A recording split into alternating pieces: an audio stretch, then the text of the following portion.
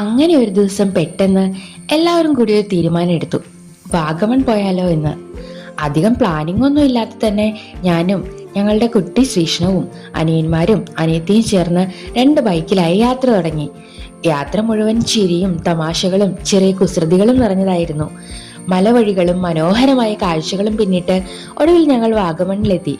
അവിടുത്തെ മൊട്ടക്കുന്നുകളും പ്രകൃതി ഭംഗിയും ഞങ്ങളെ ഒരുപാട് ആകർഷിച്ചു. സത്യത്തിൽ ആ കുന്നുകളിലായിരുന്നു ഞങ്ങൾ ഏറ്റവും കൂടുതൽ സമയം ചെലവഴിച്ചത്. തണുത്ത കാറ്റും പച്ചപ്പ് നിറഞ്ഞ കാഴ്ചകളും ഒരുമിച്ചുള്ള സന്തോഷ നിമിഷങ്ങളും. സമയം പോകുന്നത് പോലും ഞങ്ങൾ അറിഞ്ഞില്ല.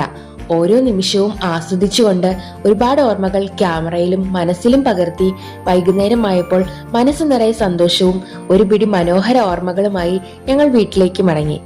ചില യാത്രകൾ പ്ലാൻ ചെയ്തതല്ല, പക്ഷേ അവയാണ് ജീവിതത്തിൽ ഏറ്റവും മനോഹരമായ ഓർമ്മകൾ സമ്മാനിക്കുന്നത്.